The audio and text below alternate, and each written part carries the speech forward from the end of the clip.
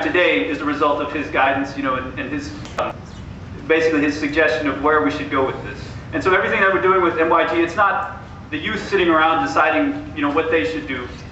It's the youth trying to organize themselves underneath the leadership of an alim and trying to implement the vision of that alim for the youth.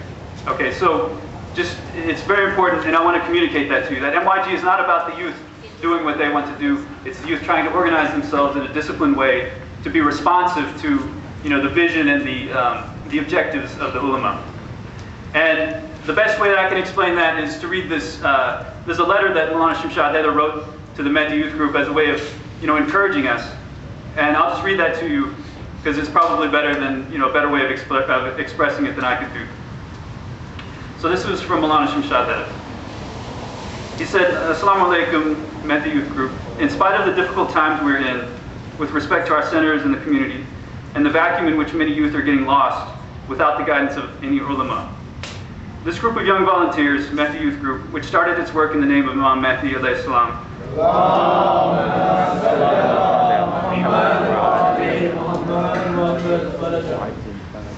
this group of young volunteers has been steadily treading its path and providing consistent service to the people. It has often been seen in history that there were many older people, where many older people get stuck, the younger people find a new direction. It is important to note that while there is energy and vitality among the youth, the guidance of ulama who devote themselves to Imam Mehdi alayhi salam is essential. Your work and services are more valuable than any of us can imagine. Each word of Quran you read and each action you plan in the path of Imam Hussein alayhi salam is worth more than the work of many centers combined, because you have the humility to consult an alim and wait until you make a decision. I hope you all will discover the broader vision of Islam and higher priorities of Wilaya. Ameen. And so this basically encapsulates, what we're trying to do. So we're not just trying to have fun. We're not just trying to have barbecues. We're not just trying to play sports. We're not just trying to get, the youth together. We're doing this in a way where we're trying to connect to the broader goals, of the Islamic movement, inshallah. So without any further ado, I'd like to, well, first let me thank some people. Of course, the volunteers of Mehdi Youth Group have worked very hard to organize this, to do the fundraising necessary, to pay for this and make it free, for the people who come. And also, that can't be done without the generous donations of some of the, people in the community, who supported us, financially. I'd also like to thank Brother Masoom, who's been very supportive, with this program and, and other things that we've done. And I would just like to also point out that, for the most part, I guess besides myself, Mehdi Youth Group is youth. I'm the only one with like a full-time job. And so, we can't really financially support ourselves. So in order for us to keep doing this, we need the support of the community. We need the financial support. One of the ways you can do that and walk away with something pretty cool is if you buy one of our t-shirts. We've got a whole box of them up here. So if you'd like to purchase an MYG t-shirt, even if you're not going to wear it, if you buy it, then you're supporting us, financially. Or, if you don't want the t-shirt, you don't want to clutter up your closet, then you can just make a donation, and leave the t-shirt for somebody else.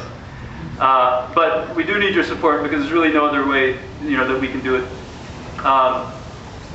Also, of course, I'd like to,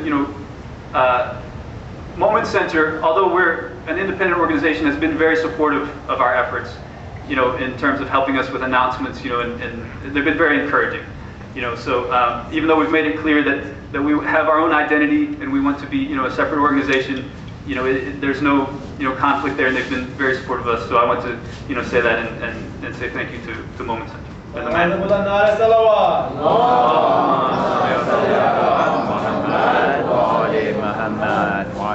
So now I'd like to request Maulana Baig to come up and address us. With a loud salawat, please welcome Maulana Baig.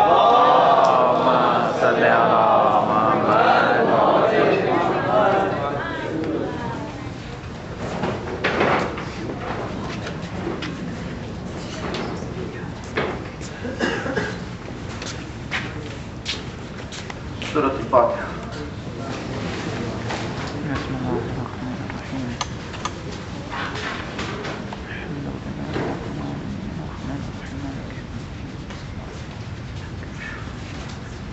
حسبنا الله ونعم الوكيل نعم المولى ونعم النصير أعوذ بالله من الشيطان اللعين الرجيم بسم الله الرحمن الرحيم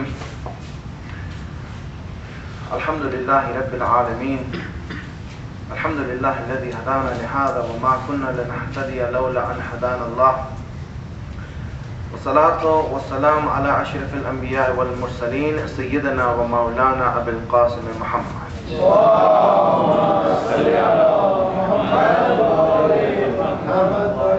وعلى آله الطيبين الطاهرين المعصومين أما بعد فقد قال الله الحكيم في كتابه المتين بسم الله الرحمن الرحيم إنا فتحنا لك فتحا مبينا صلوات على محمد وآله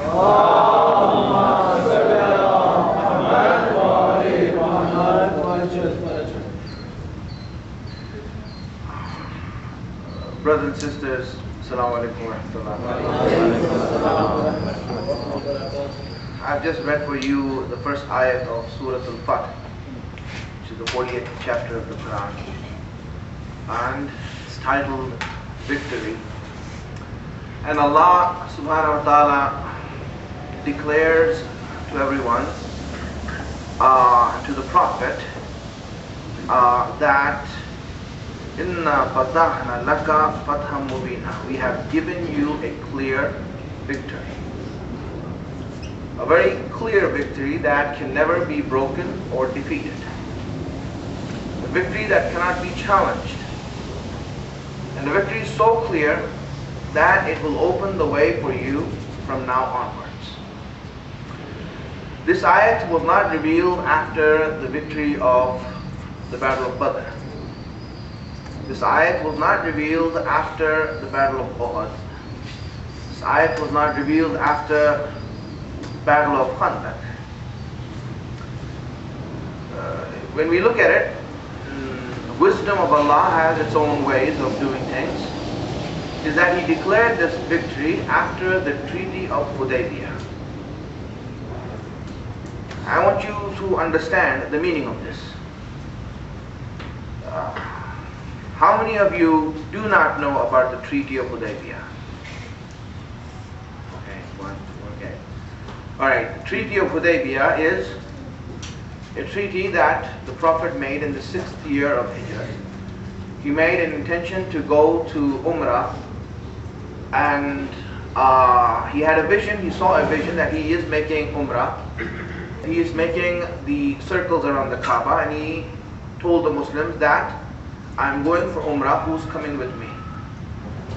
And obviously it was the 6th year of Hijrah, and it wasn't easy, because just only the previous year the Muslims had defeated the Kuffar of Makkah in the Battle of Khandaq.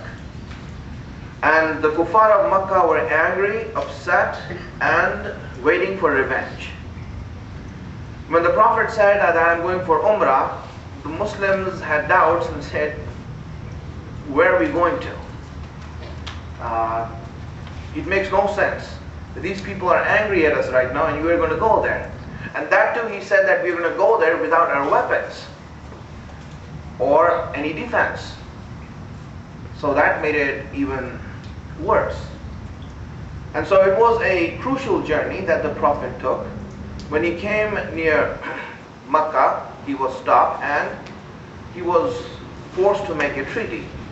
And he made that treaty. Now you see that here, when he made the treaty, Allah now declared that we have given you a clear victory. You see, the Muslims fought with the Makkans 3 times before. The Battle of Badr, the Battle of Uhud, and the Battle of Khandaq. Each time they won and the Kuffar were defeated. In the Battle of Badr, the victory was very clear. In the Battle of Uhud, it wasn't so clear, but it still was a victory because the Makkans did not achieve what they came for. And hence, they in fact lost. And in the Battle of Khandaq, again, it was a decisive victory. But you see, Allah never called them victory. The Muslims who called them victory. The Muslims said, we won this battle, we won this battle, we won this battle. But Allah never said this was a victory. The only place he said that you will achieve a victory or you have achieved